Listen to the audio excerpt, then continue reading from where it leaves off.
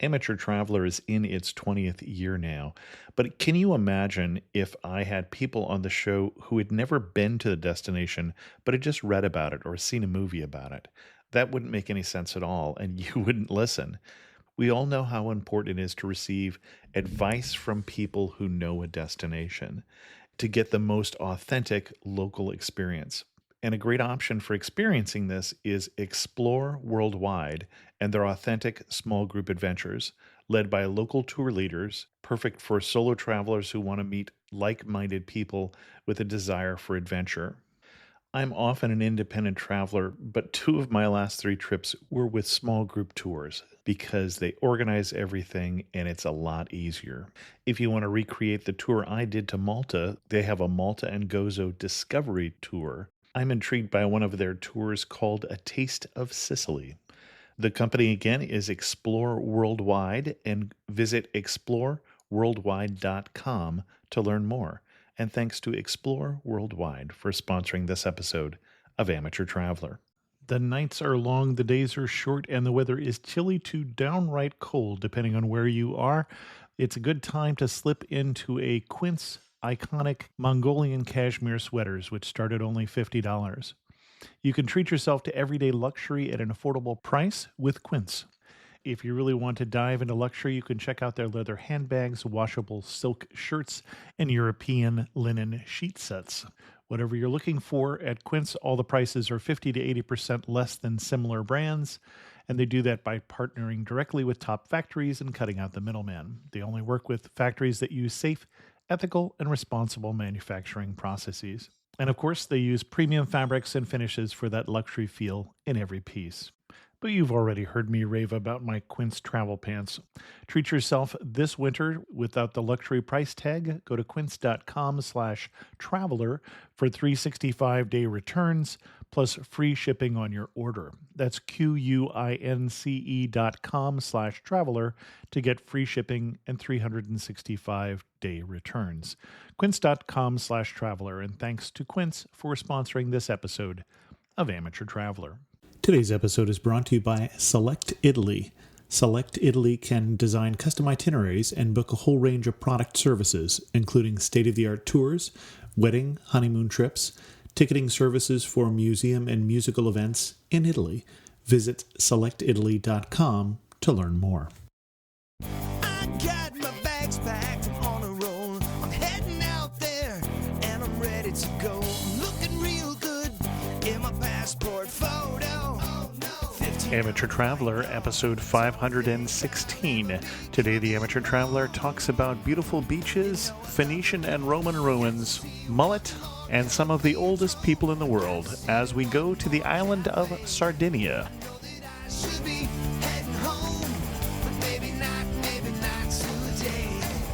Welcome to the Amateur Traveler. I'm your host, Chris Christensen. We'll be hearing more from our sponsor, Select Italy, but first, let's talk about Sardinia. I'd like to welcome to the show Max Hartshorne, who is the editor and owner of GoNomad.com. Max, welcome to the show. Good to be with you, Chris. And Max is talking about something that we plugged 2 weeks ago on the show, and that is the island of Sardinia. Where is Sardinia, first of all? Because I'm not sure that everybody even can find this on a map. Well, there's a big island next to another big island to the left of Italy. And one of them is Corsica on the top. And below that is Sardinia, which is an independently run province of Italy. It's a governmentally on its own autonomous province, Sardinia, the second largest Italian island. The first is Sicily. It's right below Corsica. Okay. And we made one reference to why you should go there in that show that we did 2 weeks ago. But Max, why do you think we should go to Sardinia? Italy is full of people that have gone to the big three. I talked to one of my travel writing friends, and she said, I'm going to Italy. I'm going to Rome, Venice, and Florence. And I said, not that those aren't great places, Chris, but a place like Sardinia is so much more spectacular and so much less crowded. Even on a crowded day, Sardinia will be a third as crowded as anything in Rome or Florence. It's just wide open, huge, It's got its own language. It's got some of the best seafood I've ever eaten. And the beaches, I mean, there's not a lot of really great beaches in Italy. It's, the Atlantic coast of France is much better. But Sardinia, all the way around, you get these spectacular beaches. My last trip to Sardinia was to Western Sardinia, to the Sinis Peninsula. That's Sinis Peninsula. And they have a beach there with this quartz pebbles about the size of BBs, maybe bigger than BBs, but they're actually little tiny washed quartz pebbles. Just the most beautiful beach you've ever seen. And you're not allowed to take them out of the country. They actually stop people at the airport with buckets of these tiny little crystals that people try to walk out with. It's a big problem. Now, you said it's got some of the nice beaches in Italy. Really, that makes it some of the nice beaches in the Mediterranean, too. There's a lot of bad beaches. Well, when I say bad beaches, there's a lot of beaches that don't measure up to places like the Caribbean or Hawaii. The richest people on earth go to the Costa Smeralda, the Emerald Coast. People like Vladimir Putin has about 5 houses there. Of course, Abramovich has a couple of mansions there. And of course, our old favorite, the Italian former President Berlusconi, has a lot of fun in the Costa Esmeralda. It was actually developed in the 1970s by the Aga Khan. And he sort of started the whole thing. And these are the people that can go anywhere. The Larry Ellisons of the world. You'll find them in August docking their mega yachts off of the side of Olbia, which is where Costa Esmeralda is. That's emerald water, the most gorgeous azure blue water. And yet you can go out of the Costa Smeralda. You can, of course, stay at a ridiculously expensive place in that part of Sardinia, or you can travel inland a little bit or down the coast away from the Shishi parts and find very inexpensive places to stay. Excellent. What kind of itinerary would you recommend? How would we tackle Sardinia? Where would we start? Yeah, well, you'd start in the Cagliari, the capital. You have to start there because there's no planes that can get you from the United States to Sardinia without going through Rome or another gateway. So you're going to fly to Rome, and most likely, and then a short flight or a ferry. You could take a ferry over. But Cagliari is the main city, and it's a beautiful city. It's not a very large city. I think it's several million, but not very big and pretty manageable. And I'd say a few days to get your bearings in Cagliari, and then I'd rent a car. I really would. I think that being on your own independent, there's nothing to be afraid of for Americans renting cars in Europe. I think there's a little bit of a fear about that. You don't have to worry about driving on the other side or anything. But I would take a road trip from Cagliari and head up to the west coast. I would really go again to where I went this summer, Cabras. It's a small little town, Cabras, and Oristano, and then you can get to the Sinis Peninsula, which is a wonderful place. It's just spectacular. And one of the big sort of selling points, I think, for Sardinia is the history. If you love ancient ruins, how about going before the Romans? You're talking about the Phoenicians. That's who settled much of Sardinia. So you can go to a site called Nora, near Cagliari, which is a beachside, beautiful ruins. And then near Cabras is Taros, Tharoos, which is a spectacular Phoenician/Roman site, which they're still discovering things there. They're both right on the beach. So it's just a tremendous contrast between ancient civilizations built right on a beach, and everything's just so wide open and spread out. Unlike anywhere else in Europe, I think, you get this magnificent sweep of land. And I just continue along the coast or inland. People might have heard about this. It's one of the places on earth where people live the longest. And when I was there, I met some people who were very old. I met a guy who ran a winery, and he was 102. And he said most of his friends are in their hundreds. They all live in this little village in the center of Sardinia. There's just a magnificent it's a little place in the middle, and it's in the Barbargia, which is the wilderness. And that's another thing I would say is that slot in some time for a Jeep tour, and you can reach these folks called Barbagia Insolita, and they will take you in a Jeep on the top of a mountain, and you can meet an old guy who will make you some amazing food, including the specialty, which you might cringe a little bit, but it's suckling pig, tiny little pigs on skewers that they roast, and they're just absolutely about as good as they get. Excellent. Now, there's no truth to the rumor that the guy who was 102 was just there helping his dad out at the winery. It's tremendous how many people are old in Sardinia. And you would think about, why do they live so long? Well, first of all, they're eating that wonderful Mediterranean diet, of course. Yeah. They're drinking their ration of red wine, which they say has that wonderful resveratrol, which you all hear about. But mostly they're around other people who need them to be alive. There's a vitalness. They're not shipped off into the homes. You know, they're in their village. Their daughter comes in or their son comes in. Their friends check up on them. They have vital lives and they need each other and they're needed. And that village, I never forget, we had a meal, a 50-foot meal. Did this again when we went back. A 50-foot meal. Everything was from 50 feet or more, 75 feet at the most. It blows away anything we talk about when they talk about local food. You go to Sardinia, you really eat local food. Let's take a break here and hear from our sponsor, who is Select Italy. Select Italy is the ultimate source for travel to Italy and offers a wide range of superior Italian travel products and services, including customized itineraries, state-of-the-art tours and packages, wedding, honeymoon trips, unique culinary classes, a complete pre-departure ticketing service for museums and musical events, private guided tours, yacht charters, transportation, hotel reservations, villa booking, and more. Through a vast network of suppliers and cultural contacts, anything and everything you need for optimum travel to Italy is possible with Select Italy.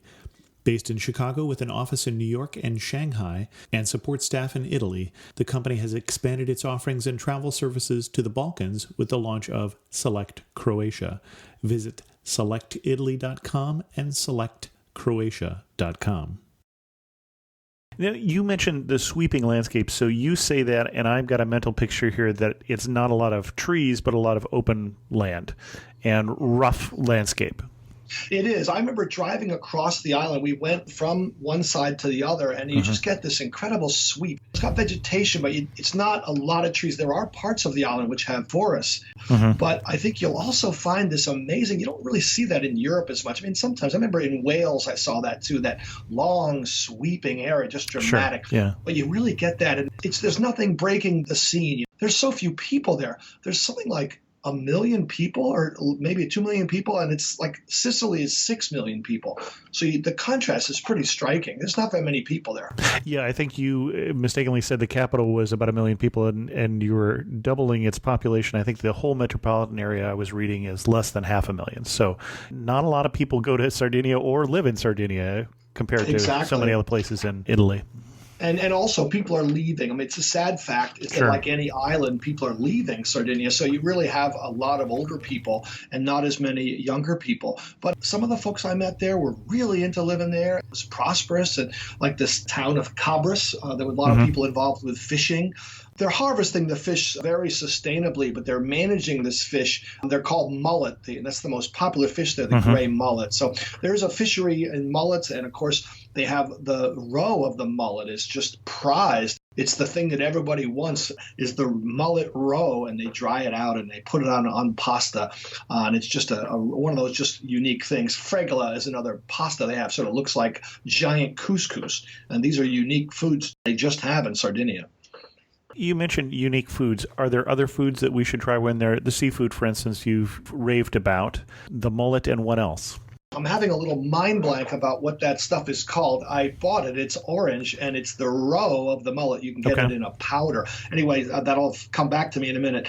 You go into a restaurant, you can get these little skewered suckling pigs, which they cook on little spits, and the fregola, which is the pasta. And then they have a nice set of wines. I mean, really impressive wines that aren't even exported into the United States. Any of the local wine, for me, it was really good. And again, not expensive. I think that it's limited because it's an island, so I don't think they're shipping a lot of wine off. But it's the simple foods that you might expect in any other part of Italy, but maybe multiply that by more because of the freshness of that seafood, because you're right near the ocean. Okay, and I was looking up that roe, and how does the word butariga sound? Butarga, yes, sir. Butarga is the name I could not think of. It's a prize thing. I mean, just to set the scene, we were in Cabras, which is in western Sardinia, and we met a couple who own a yacht, an old, like 42-foot yacht. We can provide some information about this later on your website about how to get in touch with these folks. Mm-hmm. You could take a charter yacht, you go out with these folks. They used to race yachts, so they know a lot about the yachts. And you go along the channel, and you're in the Gulf of Oristano, and you're looking at the Tharos, the ruins, which are on shore, and you're just gliding by. And there's a tower. There's a Spanish tower that was built to repel the pirates. And it was just a magical day. And then at the end, you've got this botarga, which she put on top of her own simply tossed olive oil and botarga. And in that boat, it just tasted like the best thing I've ever eaten. Of course, I brought it home, Chris, and I made it at home for my friends, and they weren't impressed at all. They said, "What's this? Thanks a lot. This is salty, fishy stuff."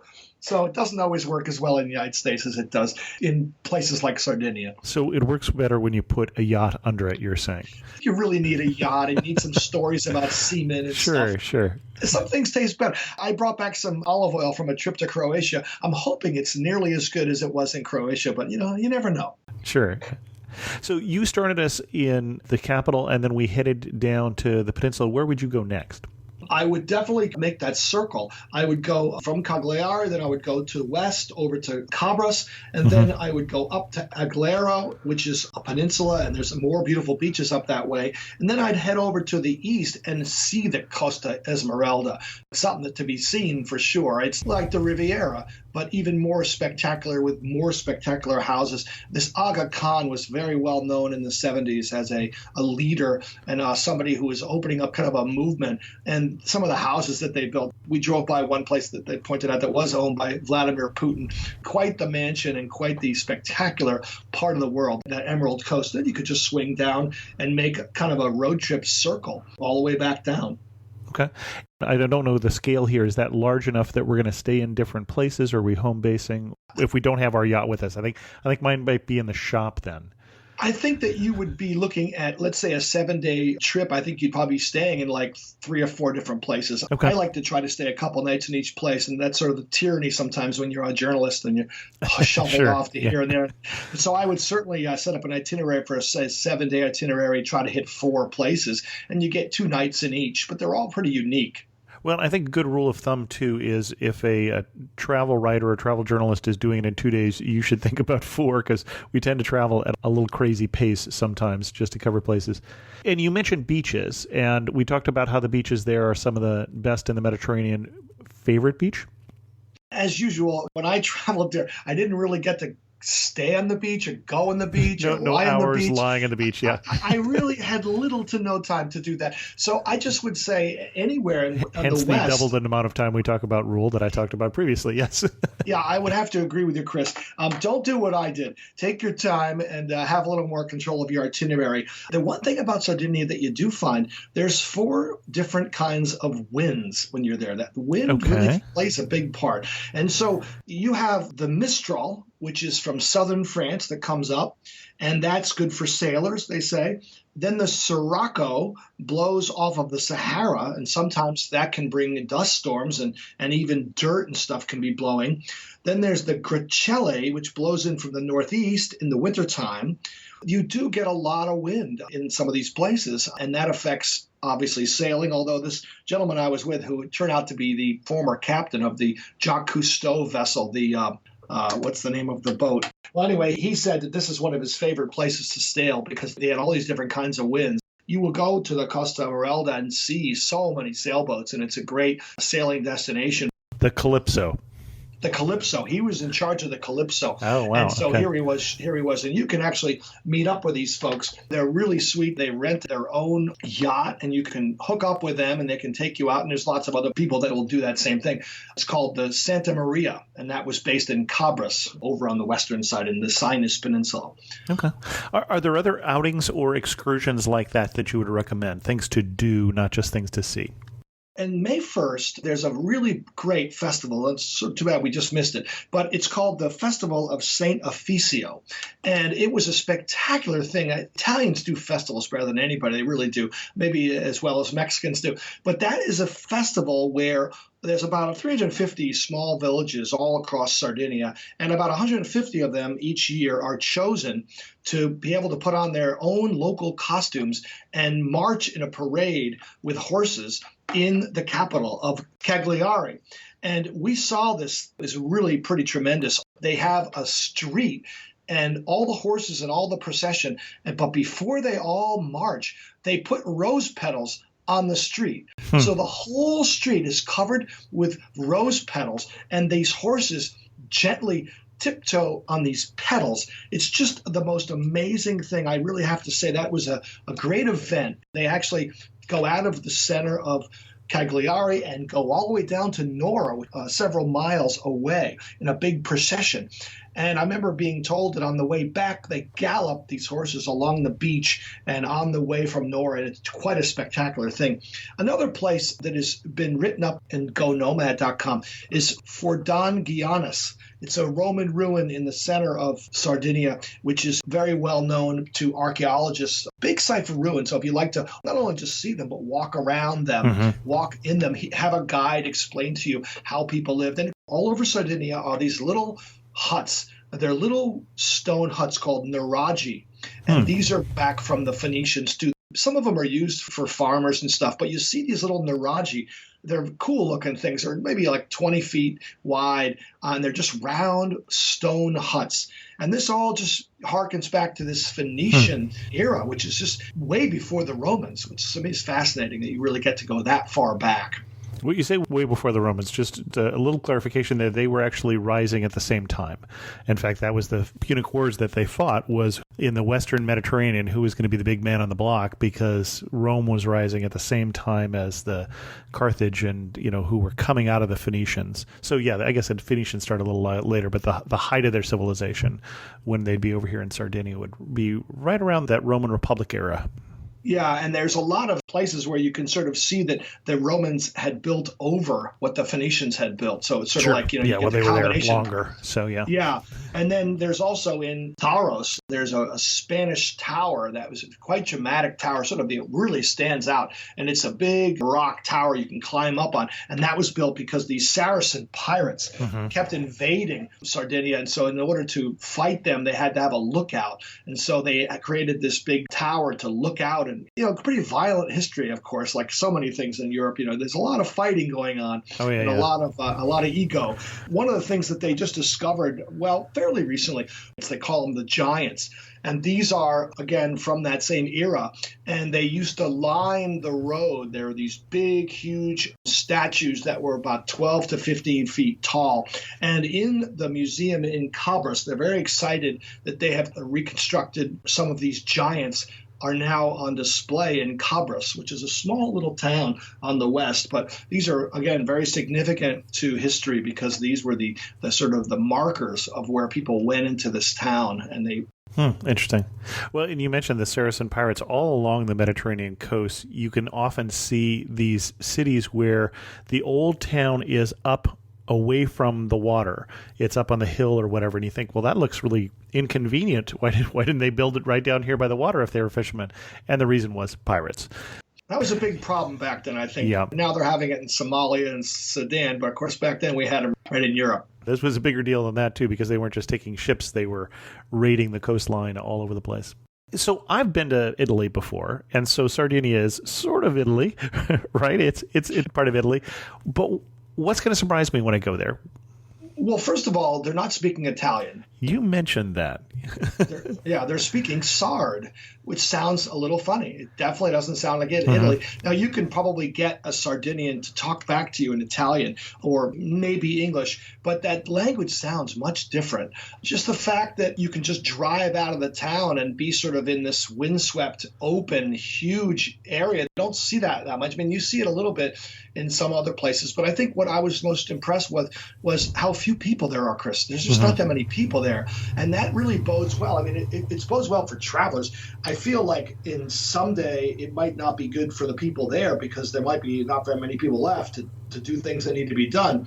But for right now, my original story about the friend who said she was going to Italy and she's going to these 3 places. Oh, I thought, oh my God, you're going to be so crowded. It's like this place is so much the opposite of that. Anytime you go to Florence, it's super crowded. Rome is pretty hard to navigate. Venice can be a nightmare. We landed in Cagliari. We got on a train right at the airport and went right all the way up to Oristano. by train. It was an hour long. And then that train ride, there's a lot of winter wheat that's growing and flowing wheat and so open. And you just realize, man, this place is going to be a breeze. And I would have loved to have my own car. So I would emphasize to get a rent-a-car. That would be a good idea. Okay. And you mentioned their own language. I'm assuming you don't speak Sard. My Sard is limited. Sard is limited. How is your Italian? It's pretty much like my Spanish, which is like I know a few words. I didn't find I needed either when I was in Sardinia. I mean, I think that there's enough understanding. You probably found this too, Chris. I mean, I remember 10 years ago, it was a real big problem about language. Now it just seems like it's not a problem. It seems like most people are really just geared towards that sort of lingua franca. English seems to have turned into the trump card. And so you don't have that many problems. I certainly didn't have any problems with that in Sardinia. And I don't think any of your guests would have any problem if they were traveling there. Excellent. But when we talk about problems, what is one warning you would give? You should know before you go to Sardinia that if you take some of those stones from the beach, they'll confiscate and you get into big trouble. And don't do anything dumb at the ruins like that guy did last week who toppled over some priceless ruin in a ruin. Don't be one of those people. Are you talking about the person who backed up to take a selfie and broke a statue, or is this a different story? Well, I've heard several stories, but that was the one that was last week. I heard about another kid in Peru who knocked over a temple column or something. So don't be one of those people. We don't have any of those people listening to Amateur Travel. I trust that we don't have those kind of hoity-toity. Here's one thing to bear in mind. If you go to the west coast of Sardinia, don't expect anything except seafood until it's coming out of your head and you're so dying for chicken.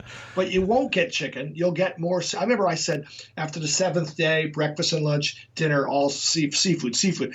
I said, can we just get something that's not seafood? And they said, how about clams? How about shrimp? I said, no, it's just seafood. It's the seafood is it. And so if you don't like seafood, you would not like Sardinia, at least where I was. Okay, excellent. As we go to wrap this up, what else should we know before we go to Sardinia, before I get to my last, say, 4 questions? Okay, well, know that the distances are very large, that it's a very large island, and driving might take you longer than you think, although with the wonders of GPS, we can figure all that out. And you say very large, I'm seeing 70 to 100 miles end to end, something like that, probably with some windy roads too.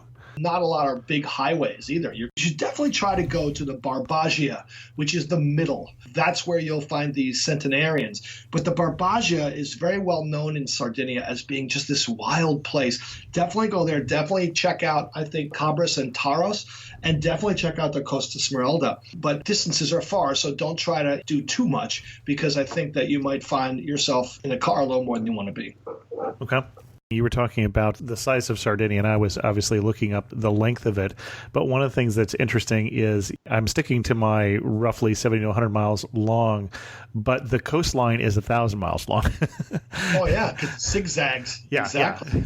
Which isn't too surprising when you look at that map. But if you're driving along the coast, it's going to take you quite a lot longer than you would think. So. Yeah. Now, another thing just about the food, there is one of the things about Sardinia, which is kind of cool, is they have this special kind of bread. And you always get this bread whenever you go to a meal. And it's this panna carousel. Mm-hmm. And it's this very thin bread. It's almost like matzah, but it's like if you took a matzah and it was half as thick or maybe even a quarter as thick as a matzah, that thin.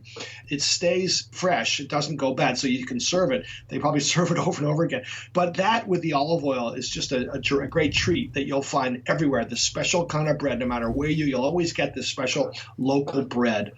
Excellent. Last 4 questions. You're standing in the prettiest spot in all of Sardinia. Where are you standing and what are you looking at?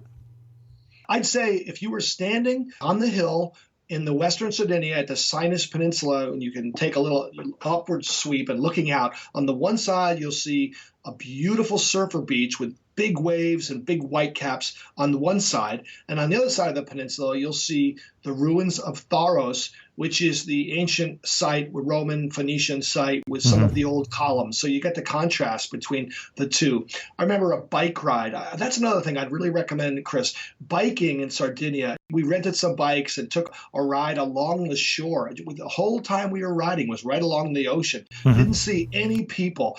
And being able to do that ride along the ocean is really not, again, that common. If you imagine, you can't do that in Cinque Terre or whatever. You can't do that in very many places. It's usually so built up along the ocean. But here you can have a beautiful bike ride, miles and miles right along the ocean. Excellent. And by the way, I was wrong with my estimate. It's 130 miles roughly by 70 miles is the size of the island. So right, taller. Yeah, it's taller than wider. Right. Yep. Next question. One thing that makes you laugh and say only in Sardinia. Only in Sardinia would you hear somebody speaking Sard because nobody speaks it anywhere else on Earth. Yes, but it would be rude to laugh at them for that. So, But I've never seen anybody cooking tiny pigs, like literally like piglets. That's also the specialty of Toledo, Spain, the roast suckling pig. Okay, well, then you're familiar with that. The roast tiny little pigs. If you go to Sardinia, you'll have a lot of great stories to tell, and everybody won't say, oh, I've been there. So that's kind of fun. Like even you. Sure. Even you, I've Mr. never Been everywhere. I've never been there. So that's a nice thing to be at a place where everybody hasn't already been there. Although I'm not a big fan of seafood, so, Oh, yeah, forget going there, Chris. Take it off your list. And finish the sentence. You really know you're in Sardinia when what? When the menu is really long and everything on the menu is fish and there's nothing else you can possibly have. And then they bring out the bowl of batarga and everybody is in awe of the batarga, and hopefully it'll be as good for you as it is for them. And if you had to summarize Sardinia in 3 words, what 3 words would you use? Big wild island. Excellent. Our guest again has been Max Hartshorne. And Max, where can people read more about your travels? On GoNomad.com, we have a slew of articles about Sardinia. It's one of our favorite places, so you can read feature stories of mine and other authors on GoNomad.com. Just type in Sardinia in the Google search. Excellent. And is there one article that if they're going to check out Sardinia on GoNomads, your favorite article there is? I've just been reading one by a gentleman named Richard Frisby. It's called Sardinia, a Prized Gem of an Italian Island. Excellent. Well, Max, thanks so much for coming on The Amateur Traveler and sharing with us your love for Sardinia. Okay, good to be with you, Chris. I hope to hear from you again. I heard from Bradford on the show that we did recently on Buffalo, who said, how in the world could you do a whole episode on Buffalo and not utter at least mention the phrase Buffalo, Buffalo, Buffalo, Buffalo, Buffalo, Buffalo, Buffalo, Buffalo? For those of you who don't know what he's talking about, the story is that is an actual sentence because buffalo can be used as a verb, as an adjective, as a noun, and I don't even remember what it all means, but it makes you sound like you're crazy, and that's why we didn't say it. And he says, thanks for adding another interesting area to my list of places to someday visit. One reason I hold travel important is that it piques my interest in topics that didn't hold any appeal before, say during school. It's one thing to read about something in a textbook, but to actually be there gives a completely different understanding. I must admit that except for learning the song in grade school, I didn't quite appreciate how much the Erie Canal had an impact on our country's development. I've watched a few Erie Canal documentaries, both historical and current, and it's been fascinating. One of the things I love about your podcast is that the end of each episode is just a jumping off point to learn more. Thanks for all you do, and congrats on your 500th episode. Yeah, I'm a little behind in my listening. Here's to 500 more. And thanks so much, Bradford. I know exactly what you're talking about. I'm one of those people who doesn't take ignorance well. I have to learn more, and that's one of the reasons that I do the show. With that, we're going to end this episode of The Amateur Traveler. If you have any questions, send an email to host@amateurtraveler.com, or better yet, do what Bradford did and leave a comment on this episode at amateurtraveler.com. If you like Amateur Traveler, tell others by putting a review in iTunes or wherever fine podcasts are found. And as always, thanks so much for listening.